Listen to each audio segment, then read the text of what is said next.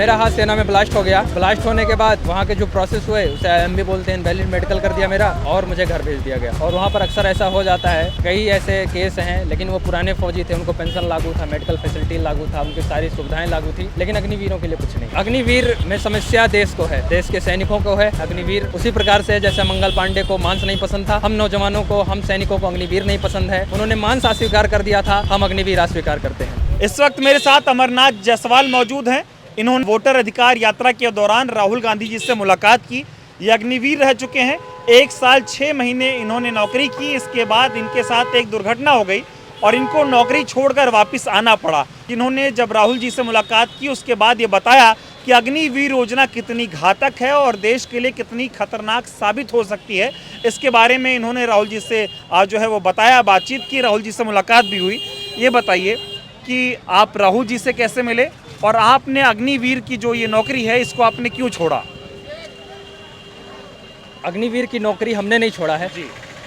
अग्निवीर में ऐसी कोई पॉलिसी ही नहीं है जिसमें किसी घायल अग्निवीर को रखा जाए।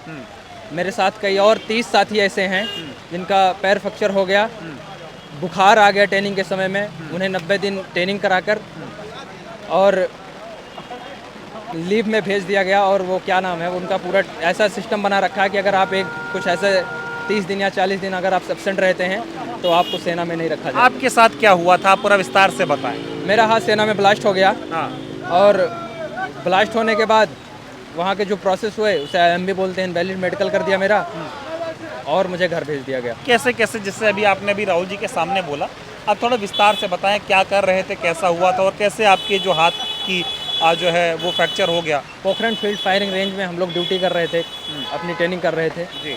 और वहाँ पर अक्सर ऐसा हो जाता है, कई ऐसे केस हैं, लेकिन वो पुराने फौजी थे, उनको पेंशन लागू था, मेडिकल फैसिलिटी लागू था, उनकी सारी सुविधाएं लागू थी, लेकिन अग्निवीरों के लिए कुछ नहीं। कुछ नहीं है। तो आप थोड़ा अपना हाथ दिखा दें एक बार। तो ये देखिए इनका हाथ है। आपको अग्निवीर में क्या क्या समस्या दिख रही है, अगर आप बताना चाहे, चूँकि आप नौकरी से आए हैं वापस, तो जो लोग आपको सुन रहे हैं उनको पता चले कि भाई क्या क्या दिक्कत आती है। अग्निवीर में समस्या देश को है, देश के सैनिकों को है।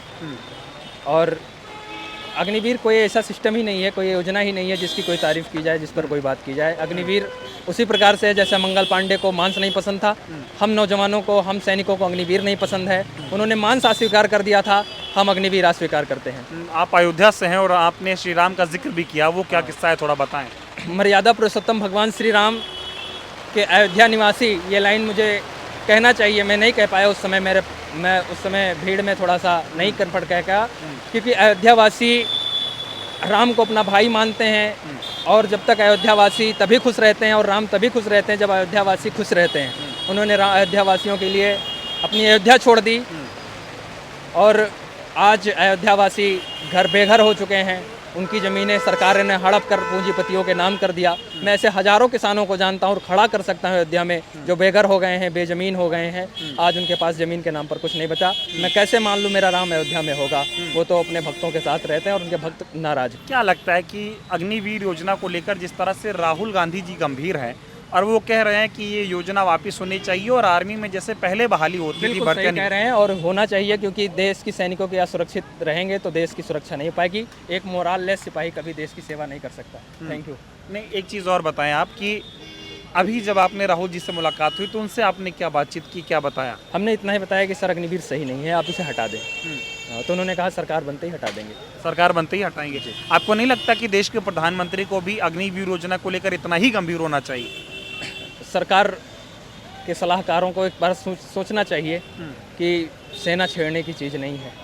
चलिए ठीक है।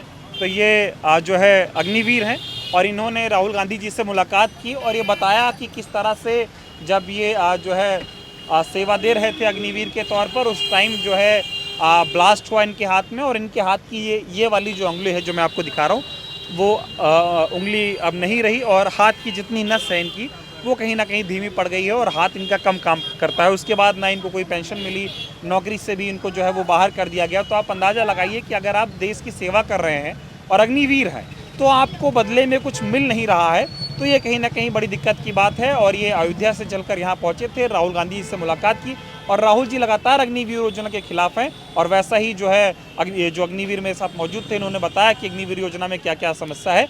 और राहुल जी ने इनकी बात को सुना भी।